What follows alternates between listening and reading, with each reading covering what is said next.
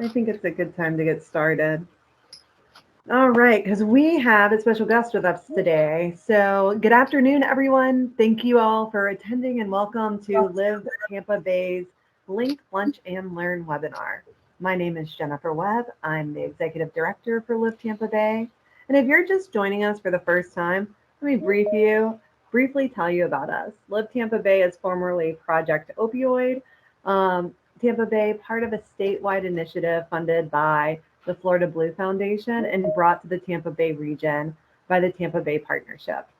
The goal is to mobilize business, faith, and nonprofit leaders in our region to join with traditional stakeholders to reduce overdose deaths in our community. We seek to accomplish this through a collection of interlocking efforts, including advocacy, education, and collaboration between the business community, frontline professionals, and members of our community committed to saving lives from the opioid epidemic.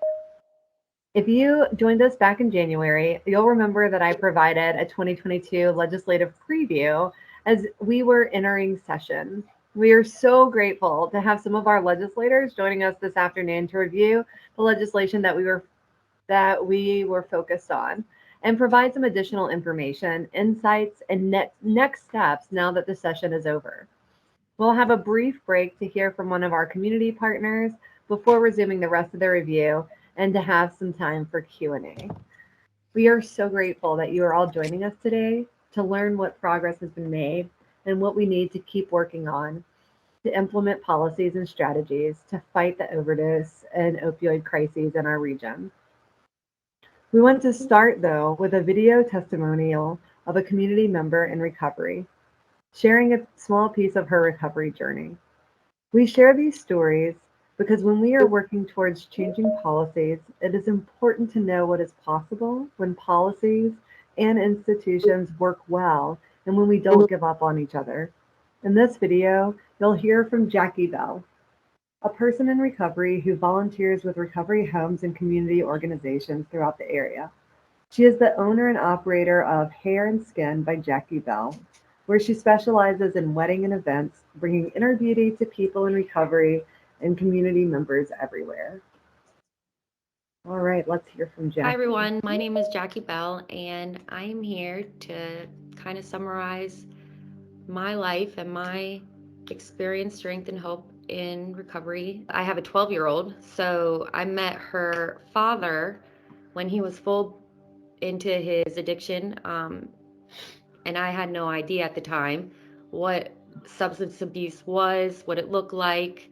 By 22, he had overdosed, and I was moving back in with my mom. And at that time, I had no clue at all that that was the beginning of my long road of addiction and battle with substance abuse. Throughout my life, growing up, my sister Cammie, she was always there to save the day. We raised Natalie together. We attempted to. 2018, I was in drug court. I had 19 felonies, and I get put into Judge Creighton's drug court program, and I was not doing the thing. And then October 9th, 2018, I got the worst phone call of my life, and my world changed completely from that point on. My big sister died. I knew I needed help, and she was very much right when she said I was going to go to prison. But I had a daughter, and I had to make a choice. It was either go down or go forward. And as hard as it was, I called a sober live-in home here in the county, and I put myself in a 6-month program. The following week, I went back to court, and Judge Crane gave me a chance. He had a warrant in his hand that he could very much have signed and put me in jail, but he didn't. He said he wanted to see what I could do, and he gave me a chance. Long story short, I got my car back, I got my life back, I got my family back, my job. I'm a hairstylist, 17 years. I found my soulmate. yeah, I found love. I didn't expect that either. Today, both of us, myself and my husband, we participate in many community events. We do stigma walks, anti-stigma walks. We help out at the sober living homes. I like to be that little bit of light, that little bit of joy, that hope. Hopefully that they can see themselves in me and that they too can have a future. It truly is a group effort, and I can't wait to see where we are next year and every year after that. Life is hard. Nobody said it was easy, but it's definitely worth it. And I really hope that together we can continue our efforts and collaborations and help the next person, the next sister, the next brother.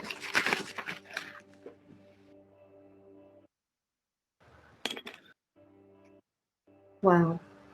Thank you, Jackie, for sharing your recovery journey and for helping to build the community that we want to see to support others in recovery.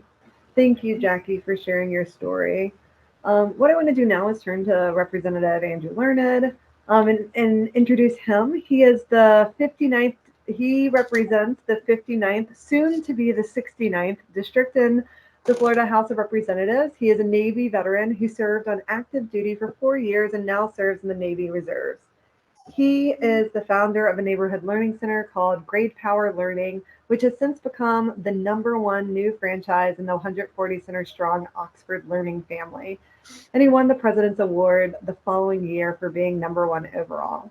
Andrew has also been personally recognized by the Tampa Bay Business Journal in 2014 as an up-and-comer under 30, and I am honored to call him a friend. Please join me in welcoming Representative Andrew Learned. Andrew? You're so sweet. Thank you. So what Jennifer was getting at with the new District 69 race is that with the every 10-year redistricting cycle, I now represent her old district number, even though I'm in Eastern Hillsborough County over near Brandon and Riverview. But just trying to keep up with where Jennifer left off. So that's where that's my job.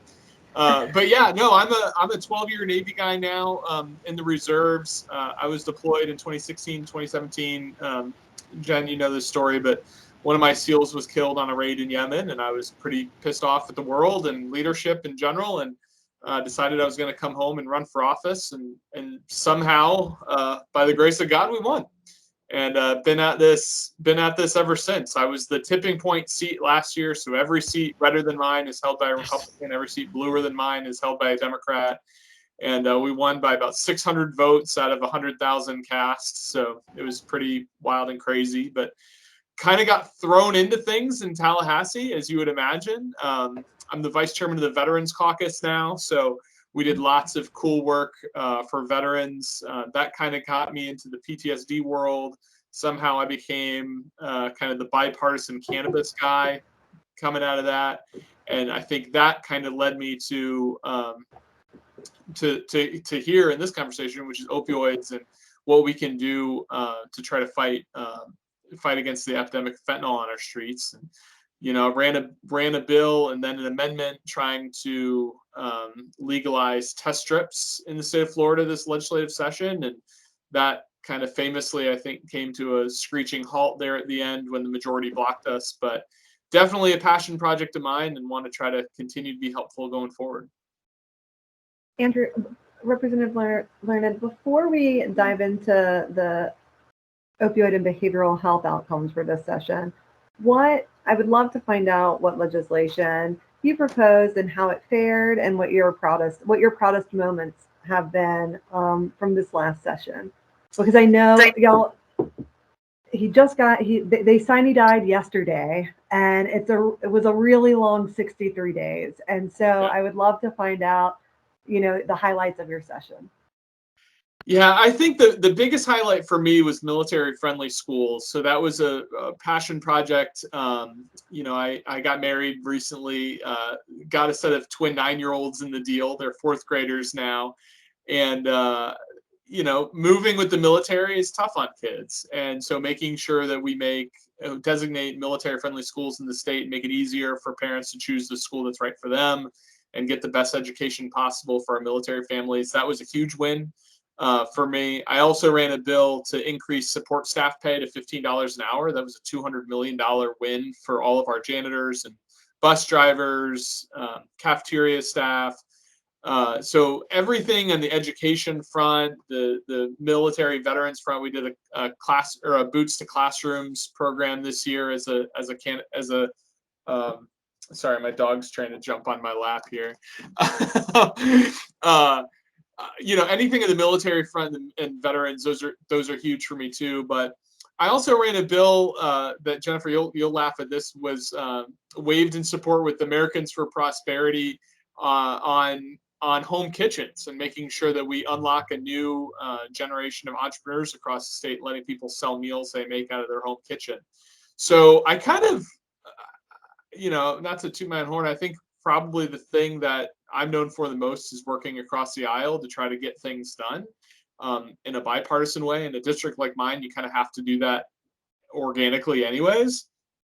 But also just making sure we deliver common sense reforms. I was one of the business leaders of the year up here this cycle, and I know that's not a title that a lot of Democrats are known for, but I just try to do whatever I can to get wins for the people in Brandon.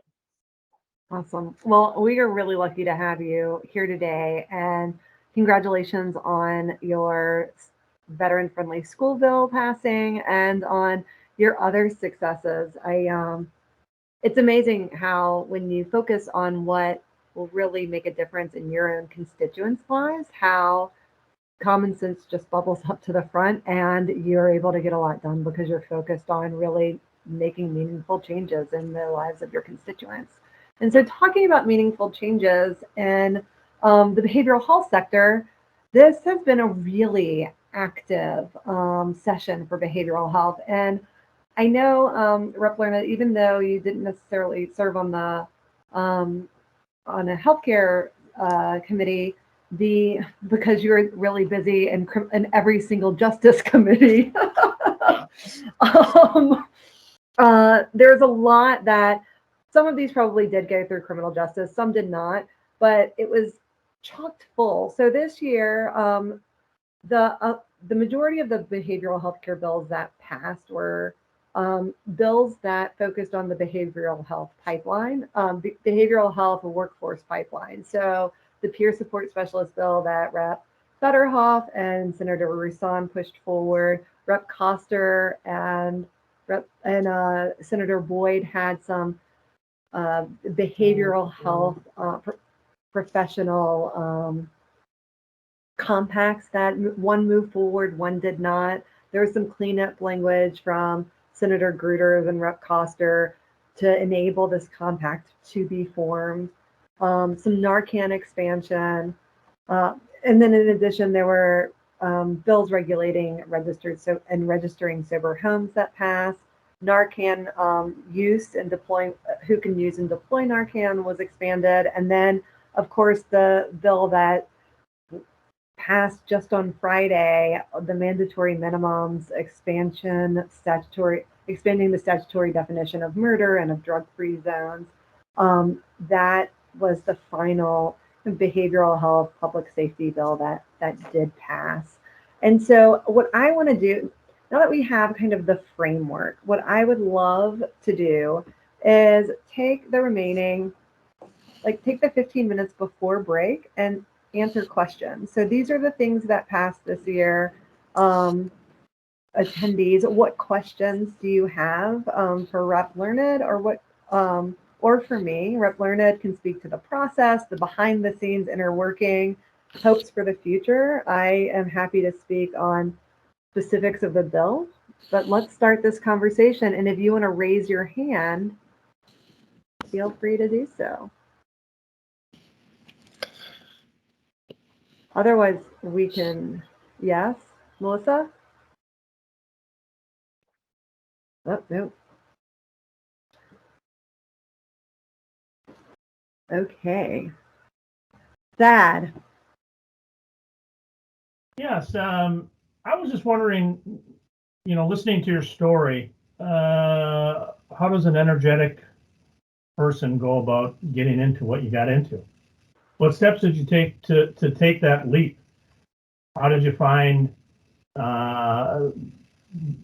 this calling, I guess, and then where did you go from there? I was tricked into it. How do you launch a campaign? No, it's a good question. So I mean, really, I think everybody, politics is a weird thing to get into, right? But honestly, like it really was like it was like 11 o'clock at night.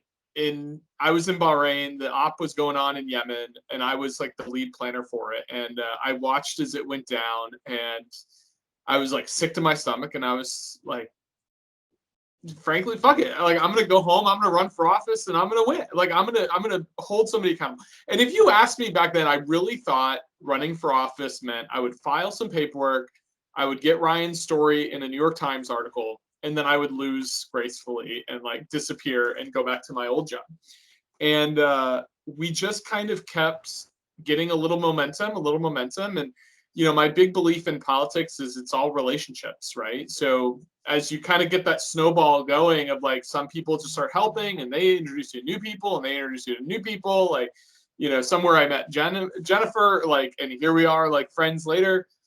That's kind of just how it works. And at some point that inertia of the ball just means like you can't get out of it. And it just kind of starts running you more than you're even in the driver's seat anymore. Like, it's always kind of funny when I wake up and I see articles about me written where people are describing me and like, oh, that's not how I would write about me, right? Like you kind of get a personality that is external to you. But honest to God, that's the original, that's the nexus of how I got here.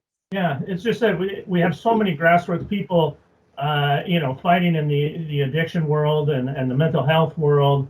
And it's about, what kind of fear stands in the way from people taking that step that can really initiate change from a grassroots level and to really step that up. I was just curious on that. So yeah, I'll tell you, sharing openly and honestly about that and what I like to think I'm a case study in the fact that you can still run for office, work hard, and win without, I'm not rich. I don't have any like rich friend. I don't have like a friend of mine who's like a pocket billionaire or anything like that, right? Like, if you go look at my first couple of reports, like it was average donations of like $50 from some of my old Navy buddies. And then, a couple months of that, we started meeting new people, and you kind of, like I said, that snowball takes over, and here I am.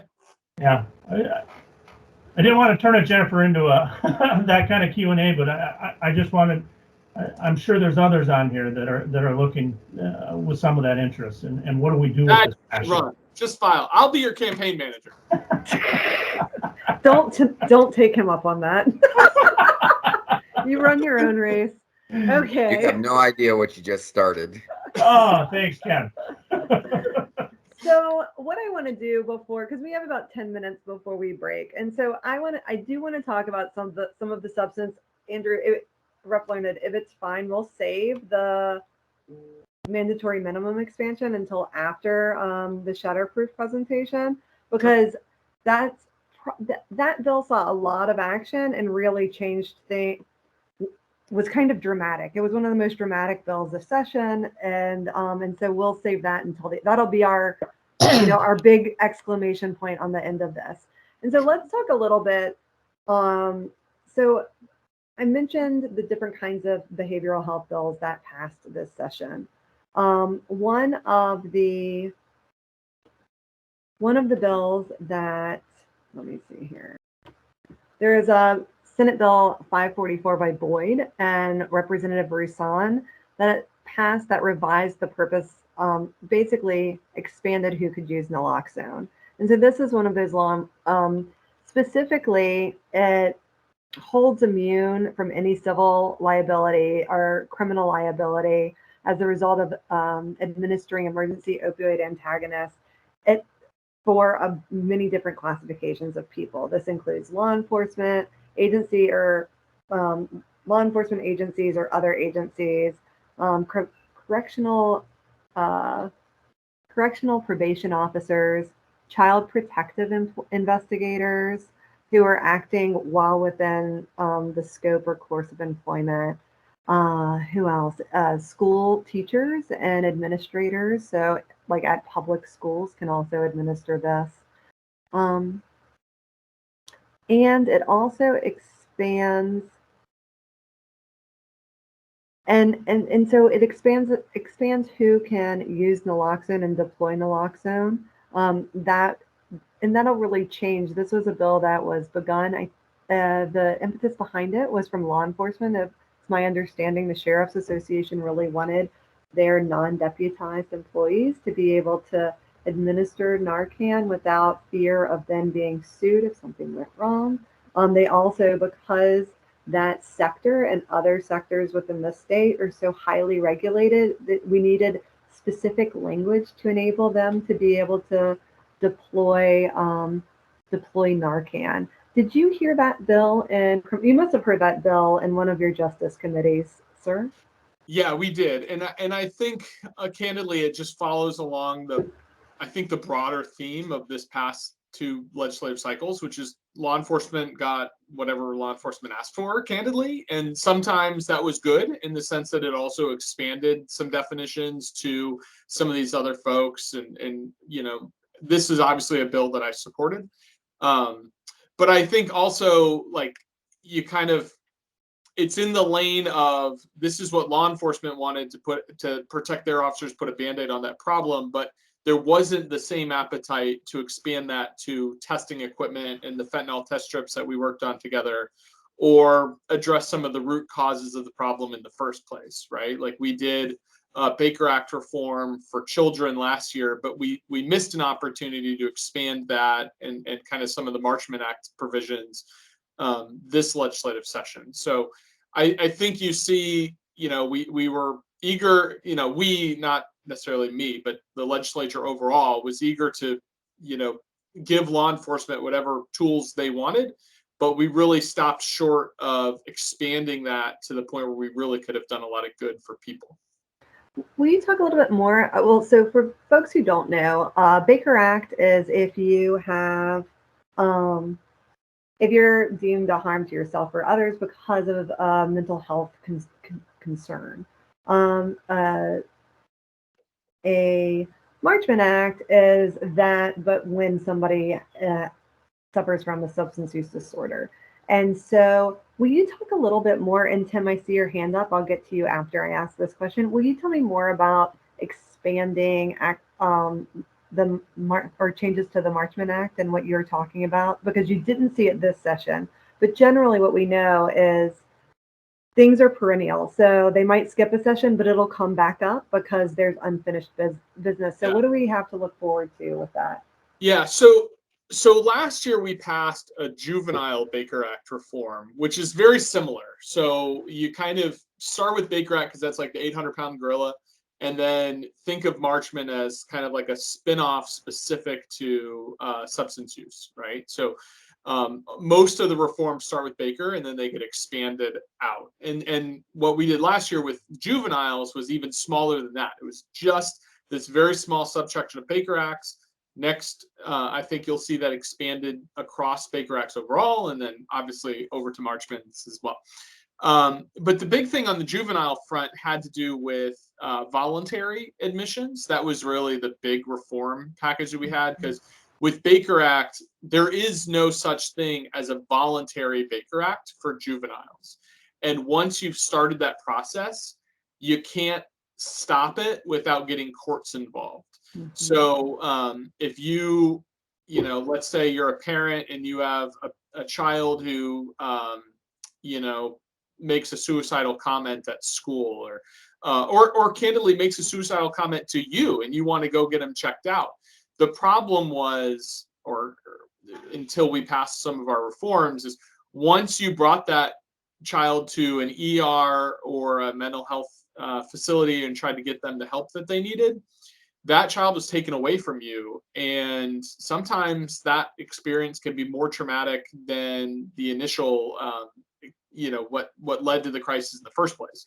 So the idea was if you go voluntary in, you can get voluntary out, and we can try to put some protections around that to make sure that the kids get the treatment and help they need without, essentially locking them up in a jail-like experience and causing more harm than good. And this is for Marchman. This is going to be a move for March. Baker Act, but I think you're going to see that reform kind of expanded in the Baker Act bill next year for people older than 18. Okay. So people that want help can go check themselves in, get some help, and then not necessarily get, held up for 72 hours. Yeah. Well, and so this is really important, and I want to just take make a process point. I think the most heartbreaking thing is to have somebody reach out like a week before session is over because they realize something is passing that they think would do harm to, the behavioral health sector or to clients or patients. And when, now's the time to be like really paying attention, referring back to this bill that Representative Learned just mentioned and seeing like, oh, is this actually going to move? Some of the other bills that didn't move this session but were brought up, there was a bill to expand use of Deterra by including it in drug deactivation and disposal system programs for, a whole host of prescriptions. There's a bill what other bill did not yet move? There was a compact that Senator Coster did not pass. She passed one, but didn't pass the second one. That was for psychologists. It was an interjurisdictional compact, so that 10 states could basically, if you were a psychologist in one state, you could be a psychologist here, and it outlined how to have reciprocity, what's commonly referred to as reciprocity between states. That's another bill that's likely going to come up next year because it didn't pass this year, but it will likely come up next year. Tim, you had a question? Yeah, thanks, Jennifer. Hi, I'm Tim Santamar. I'm with Florida Harm Reduction Collective. We're a statewide harm reduction organization advocating for, among other things, policies in such that will reduce overdoses, opioid overdoses. And I'm gonna, specifically on the fentanyl strip drug checking bill. One, do you think that given the incident that happened in Wilton Manors last Thursday will change the sort of appetite for drug checking legislation on a state level, given that it was tourists who came to the state overdosed on illicit substance that they purchased locally? And two, if it won't change the tenor, like how do we change the tenor around drug checking, given its efficacy and just the successes programs have had around the country in using drug checking materials to lower overdose rates? Yeah, I'll tell you, I'm very optimistic about the future. It was pretty shocking that it failed so spectacularly as it did on the floor. But honestly, I had more than a dozen Republicans come up to me afterwards and like in the minutes afterwards and say, what was that? Like, we should have done that. I don't understand what that was all about. And candidly, they were pretty upset and wanted to try to help work. There was a couple that went and talked to the speaker privately. So I think there's definitely a huge bipartisan appetite for fixing it. I don't, going back to my comments earlier about the appetite of this legislature was just so pro law enforcement. There's just not a lot of, candidly, they didn't care about the individuals on the other side. But every 2 years we get a new speaker and a new leadership team, and I think you're going to see some changes this next legislative session. So I'm very optimistic about where we go from here. It's just unfortunate that 8,000 more people are going to die between now and then.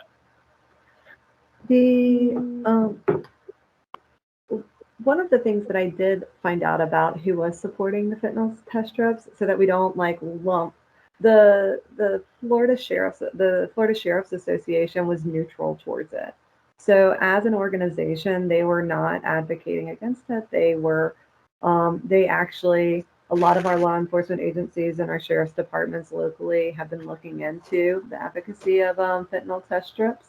And Tim, to your point, I think that when tragedy strikes like that, especially around our number one industry, then that opens up the opportunity for more partnerships with the Florida Restaurant and Lodging Association or different chambers. I know that the Florida Chamber is doing a panel on the opioid epidemic and hospitality, and I would assume that after this incident down in Wilton Manors, they'll be expanding it to include, you know, people who are coming to Florida to experience our hospitality as well, because it is such a huge issue, and it impacts our biggest sector in the state. But that's a good point, and really hopeful that there were a lot of Republican legislators pushing forward or eager to push forward that legislation this coming year.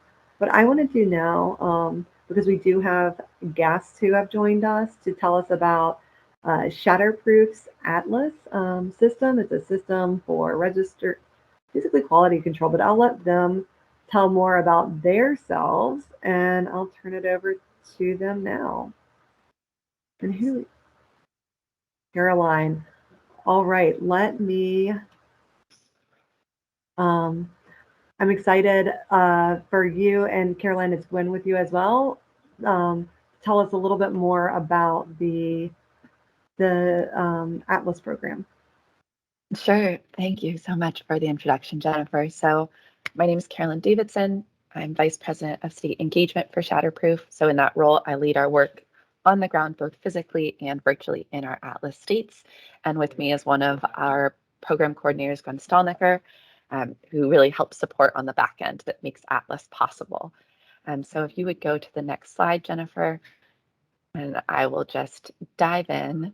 So in terms of today's agenda, I'll start with a really brief, start with a really brief background on Atlas, talk about a few of the many partners that we're working with in Florida, talk about what we just finished, which is sort of our data collection, or I like to say open enrollment, our facility survey, talk about some next steps, and then go for questions. And so if you'll go to the next slide, just a quick background. I keep saying the word Atlas. And so really, I like to think of Atlas as the consumer reports for addiction treatment. It's a web-based platform that uses validated measures to assess the quality of addiction treatment facilities. And really, there are two parts of Atlas. There's a public-facing website that anyone can go on. And actually, I'll put it in the chat right now in case you want to explore for yourself. Just www.treatmentatlas.org. And this website includes an assessment tool similar to the ASAM assessment, but a lot simpler to help people understand the appropriate level of care. And then once people take that assessment, or if they already know what they're looking for, they can dive in and search for treatment and filter based on their needs: location, insurance accepted, if there's special programming, what languages the facility has. And so that's the front-facing side. And then on the back end, there are password-protected portals to help payers, providers, and the states really get a broad view of the data and understand how to move forward quality. So if you'll go to the next page, so just kind of to briefly sum it up, Atlas is really one of a kind. You all know that there are existing locators out there. What makes Atlas really unique? Like I mentioned, the assessment, transparent indicators of quality. It's not funded by providers. It's not pay to play. It includes a comprehensive list of facilities, both for-profit and not-for-profit, outpatient, residential, inpatient, IOP. It has educational content. I mentioned those professional portals, and we really like to emphasize it is free and not-for-profit. We do not make any money off of Atlas. This is really a service that we want the public to have access to. And so in Florida, we've worked with kind of 3 different stakeholders to really implement Atlas: Florida Blue Cross Blue Shield, New Directions Behavioral Health, and then also the Florida Department of Children and Families. And so really when we come to Atlas, while we have experience in the platform, we want to make sure that our approach reflects the state's needs. And so we don't just parachute in and say we know everything. So that's why we've partnered with these kind of key partners. And then we also have an advisory committee that likely many of you are aware of. So we just finished data collection. We call it the TFS, but I like to say it's kind of like open enrollment for health insurance. So we gather information on facilities, clinical processes, services, and staffing. And then we also assess barriers to delivering high quality care. So in this case, this open enrollment period was from October 2021 until the end of February 2022. There were 495 treatment facilities considered in scope in Florida, so that they're licensed by the department, licensed by the health department, and they're kind of a designated addiction treatment facility. And we had a 27% participation rate, hoping we'll see that go up a little bit as we clean out some facilities that aren't actually offering treatment. So in terms of kind of what's next, we finished that data collection and that open enrollment. We're going to be validating the data between now and April. And we'll also have a provider preview period, April/May, which is a chance for providers to see what the data look like before they go live. We'll then make any updates that we need to. And in June, we'll be launching the Atlas website in Florida. And so what I mean by that is right now, of course, you can visit treatmentatlas.org, but you'll notice that there are no Florida facilities on the website. So in June, you'll be able to see Florida facilities. And then the next slide, please. So kind of the so what. And so what have we been doing and what will we be doing? So providers and facilities can get involved by signing up for our provider roundtables, which are completely free events we have. We have a technical assistance series called our Continuous Quality Improvement Learning Series. And we also have events specifically for CEOs and senior leadership, which will be launching soon. So in case any senior leaders want to get involved. And we'll also be promoting Atlas once the website goes live, and would certainly love support in this. We'll be integrating into existing state resources, networking and training community organizations. We'll be giving out hard copy materials. And then also on our end, we do digital advertising, so Facebook, Google, and Bing. So that kind of brings me to the end. And if you have any questions, you can certainly reach out to Angad or Gwen, but I'd also love to open it up if anybody has any questions at the moment.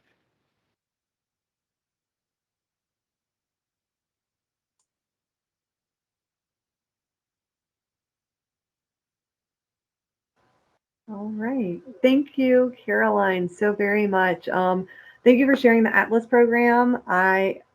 We at Live Tampa Bay are actually on their advisory committee, and I'm excited to see what the site has to offer in June when it goes live. You can see how it works in other states by following the link in the chat. And I think it's a great way to share outcomes and the kind of quality assurance of the treatment centers that we have available. I know that when I was looking for treatment centers for my little sister before she passed away, it was really intimidating because I wasn't here in Florida, but I still just, wasn't sure of how to find good treatment centers, what qualifies as good and the like, and something like this would have been very, very helpful. And they've also offered, Atlas has offered to come back to provide an in-depth look at Atlas at a subsequent webinar. And I'm really grateful for that. If y'all are interested in having that webinar in a subsequent month, please let me know by either putting it in the chat or when you respond to the questionnaire at the end of this presentation. We'll now transition back to our legislative review, provide some time toward the end for some question and answers. And Andrew, before we jump into our favorite, by the way, that was cool. Yeah. I should hang out on these calls more often. Like, I'm learning a lot. I know. You should join. You could be my co-host. This could be our shtick. Going back to Thad's question earlier, my favorite part of being a member is I'm like the right kind of ADD for it.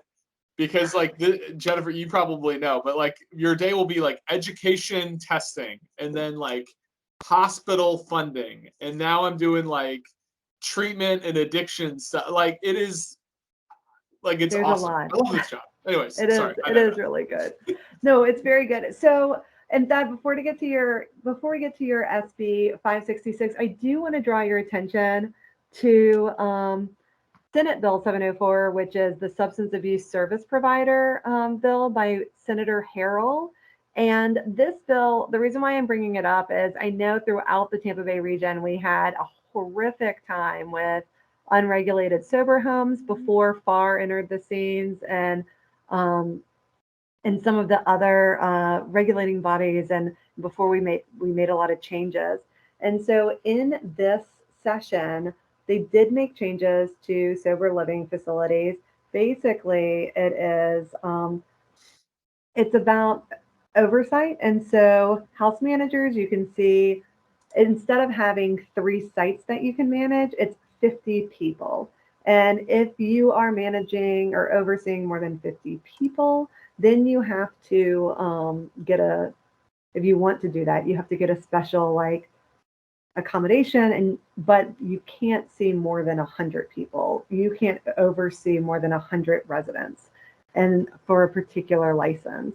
And so this, I think this is really good. It really make sure that we're getting to, I mean, that you're getting to the crux of the problem. It's not the buildings that need attention as much as the individuals in the building. And so how many individuals can that be before quality is compromised? And that's what this bill really aimed to get at. That you asked about 566. So that's Senator Gruder's bill. I think Senator Coster had it in the House. But what this really did was revise licensing requirements for clinical social workers, marriage and family therapists, and mental health counselors. Specifically, it changed wording from a regional accrediting body recognized by the Commission on Recognition of Post-Secondary Accreditation, which is a specific body, to an institution accrediting body organized by the Council for Higher Education Accreditation or its successor organization. When I asked the sponsors why they changed this bill or what the purpose of this bill was, it was so that they could enact the compact. And so this language aligns more easily with language in other states so that we can move towards a system where there is reciprocity, at least between us and 9 other states. And so this was seen as a bill that would enable HB 1521, which is the Professional Counselors Licensure Compact.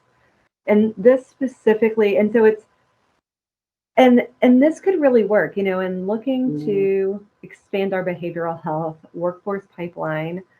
We can't just focus on getting college students to graduate and become counselors. We need to also recruit from other states. But as Thad knows, it can be quite difficult because of you basically have to go back to school and you have to do all of your hours again, and there's not very much wiggle room there. And so this compact aims to really allow those professionals from other states with standards similar to or more stringent than ours to come in, although it does limit the number of states to 10 that we would have reciprocity with. And this is effective, I think it's effective probably July 1st. So this is a pretty exciting way of building our behavioral health workforce. And really, so now that we've talked about the behavioral health workforce and sober homes and Narcan and the bills that didn't pass and what we might see in the future, let's go back to the bill that I know that you worked really hard on and Rep. Russo worked really hard on. Was it HB 95 or Senate Bill 190? So why don't you tell us a little bit about the House version of the bill?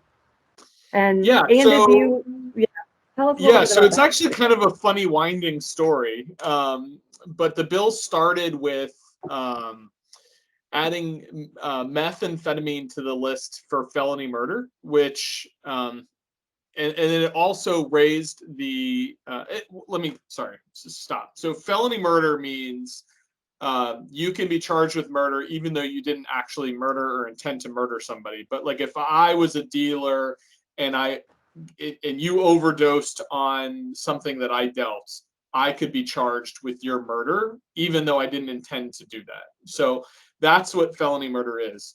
Felony murder on drug offenses has existed in Florida for a long time, but methamphetamine was not one of the drugs that could get you a felony murder. So it seemed pretty reasonable to add meth and realign those things. The problem with the bill that I objected to in 3 different committees was that they also changed the standards for what it means to have died from meth at that point, or any drug. So it wasn't enough that you just had meth in your system. Or that you died from meth. You just had to have meth in your system at the time when you died, and that would be enough to make that connection, which is a very, very loose standard when you're talking about a murder charge, because they also raised the penalty to a capital offense, which means it is either the death penalty or a mandatory minimum lifetime in prison for all cases, regardless of the facts of the case. So I objected to it on a number of, for those reasons, in a number of committees. In a strange twist of fate, in trying to kill the bill on the Senate side, we tried attaching all sorts of things we could. One of the things we were able to attach is this bill on fentanyl test strips. And we said, hey, if you'll add this, then maybe we can make the bill better. We'll make the bill better. We also removed some of the new, that burden of proof element of it to the Senate side. So when the bill came over, it went from a bill that I was fighting tooth and nail every step of the way to one that I was then advocating for. And so we brought it back. We put the fentanyl test strips in, and the House specifically removed that language from the finished product, because even though the Senate had already agreed to pass fentanyl test strips, the House leadership did not want to do that. So I filed an amendment to add it back in. We tried defeating the amendment. We tried fighting to get it in, via the amendment process. We tried everything we could, and the House leadership just wouldn't go for it. So that was the story of House Bill 95. It did pass. The watered down version, that was kind of milquetoast at the end of the day, but we certainly missed an opportunity to save a lot of lives from fentanyl. Okay, so I have a question, Learned, because when I stopped paying attention, which was, I couldn't watch the final day of the final vote, where I would love to get a link to your presentation on your amendment. It was very good. Oh, it's on my Facebook page, by the way. Yeah, I'll link to it, or Masa, if you could And share you can it watch on our the chair Facebook implicate page. himself in a crime too. That's the highlight. Okay, so aside from that, when I stopped watching, here were the difference between the 2 bills. So in the Broder bill, the Senate bill did not have mandatory minimum, did not change the mandatory minimums from 15 to 20 years. The House bill, in addition to doing that, it also changed the title to Bill Trafficking in Dangerous Fentanyl and Fentanyl Analogs. And then and the House bill, unlike the Senate bill excluded churches and public housing. The House bill left those 2 things in for the drug-free zones. The House bill, when I last looked at it, had that problematic proximate cause language that you were talking about. That's hard to define and will be very challenging for states' attorneys, whereas the Senate bill did not have that.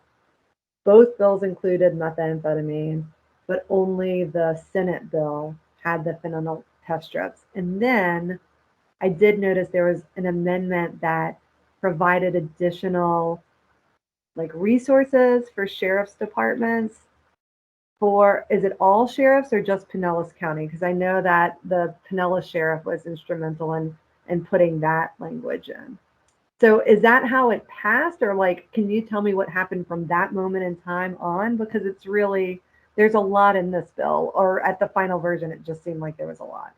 But you're saying it's watered down, so I'm curious. Yeah. So let me look. There's lots of parts of the bill that I don't like, and there's a couple parts that I was okay with. But I guess why I watered down, it's not as horrific as it was originally, right? Like it With started pretty approximate cause language. Okay. yeah. And there was some specifics. I know the Sheriff Association was looking for some of those issues. I don't think it's specific to Pinellas County though. I do think it's statewide, all of For it. the resources. Yeah. I Okay. think I could be wrong on that, but we heard like 80 bills that day, so please forgive me if I didn't get all of it. And what I can do is I can also look at the final bill and see what the resource language is for the sheriff's department, because when I was presenting on this on Thursday, that amendment had not been filed yet, so I didn't even realize that it was coming through. A bunch of the other convoluted amendments were coming in, but not that one. And so in looking back and casting back on the behavioral health public safety bills that passed this year and what we can anticipate for next year, what closing remarks can you leave us with, Representative? I am like I said earlier, I am very optimistic about this fentanyl language going forward. I do think there was a bipartisan rebuke of that last day and what happened, and I do think there's a lot of people that have seen this problem firsthand in their communities, and people that want to try to fix it. Members who have family members with addiction and want to protect their own kids, right? So I do think there is a bipartisan push to do this in the future. It's unfortunate it didn't happen this year, but I think we'll get it done. And like I said, I am also fairly optimistic about some future plans to reform the Baker Act a little bit and try to get some more, maybe less punitive, less law enforcement, less long-lasting impacts on people's lives, so that people can bounce back and live happy, successful lives, which is what most people do after addiction. So we want to try to minimize as many encounters with law enforcement as possible. And I think overall, there is still an appetite to do that. And while this was a very disappointing session, I think we're on the right path. Oh, I think you're muted. I am muted. Well, and I know that, we have folks in our coalition who are from rural counties, from urban counties, and I call Pasco kind of like an ex-urban county because it's kind of in the middle. But in our rural counties, because we don't have, I think what's important to note is when looking at Baker Act and Marchman Acts, these are tools that law enforcement is doing the majority of the behavioral health outreach. And this is one of the tools that they use to help people stay safe in hospitals until they can get them into facilities for treatment. And I think that as this opioid money is coming into Florida, the opioid settlement money, it's incumbent upon us, and we have so many amazing stakeholders on this call, to really rethink, where are the gaps in our systems of care, and how can we build those up so that so much of the burden isn't falling on law enforcement or emergency room facilitators, but that we have all of the gamuts and everything available, so that those tools that are intended for tools are used in the manner for which they were initially intended, instead of being catch-alls for just getting people into treatment or into the behavioral health system. Well, Representative, I am so grateful that you joined us. It's great to see your face. I hope that you will join us March 24th for our Regional Leaders Luncheon to End Overdose. I also hope that everyone on the call today will join us for the March 24th Regional Leaders Luncheon to End Overdose. Tickets are free, although a suggested donation of $25 would help pay for your fantastic lunch. But really, we're going to have national speakers. We'll have Pat Garrity, the CEO of Guidewell Health, Jesse Schenker, who is a person in recovery, and also who is a James Beard chef and nationally renowned restaurateur, come and share his story. And we'll be honoring Representative, that was so 8 years ago, Senator Roussan, for all of his work in the behavioral health field and giving amazing accolades to members like Representative Learned and Representative Toledo, who did some important work carrying things forward for us. I would like to close in calling. Who am I calling up here? Oh, I would like to close by introducing, Reverend Kim Wells, pastor at Lakewood United Church of Christ, to give the closing invocation. I had no idea you were giving the closing invocation, Kim.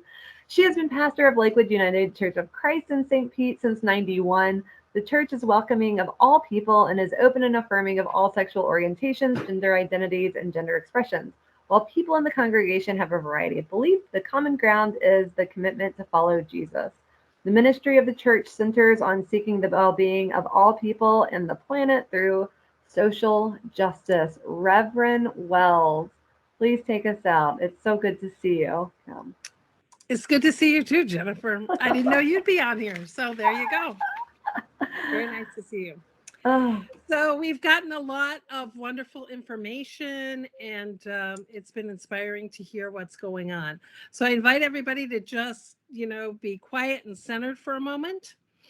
And we want to remember all those for whom this work is being done, especially all those whose lives and relationships have been damaged and destroyed by addiction and the heartbreaking consequences of that, which touches all of our lives and negatively impacts society as a whole. May we work together to seek a society that values compassion, where all have access to loving relationships and the societal support needed to thrive. And may that societal support include access to medical care for all, to mental health care, and to behavioral health care for everyone. May all receive the support needed to heal and to flourish and to fully participate in society. We're mindful of the toll that greed takes on our society and that it leads to the ravaging of lives, and that contributes to addiction and to all those caught in that cycle. And after this wonderful time together, we give thanks for those working with those who are caught in the web of addiction, who are seeking to create a society with compassionate support for those who are struggling, especially those who are addicted and their families. We seek to offer strength and support for all those who are doing this difficult work. And we pray to offer hope to all who are trying to make healing possible in our society. May we all work together, bringing our different experiences, backgrounds, perspectives, abilities, and spiritual paths together to promote the health and well-being of all people and of our precious planet. May it be so. Amen. may it be so. Thank you, Pastor Wells. It's really great to see you, Kim. What a pleasant surprise. That has been a usual amazing webinar from Live Tampa Bay's Link, Luncheon, Learn. And please fill out your evaluation. We will be emailing it to everyone. Your responses there help direct our programming each and every month. So we're here to help y'all connect to the information that you want. And it's also in the chat, I see. Thanks so much, everybody. Have a great day. Bye. See y'all. Thank you, Representative Learned. Great job. Thank y'all so much. Thank you.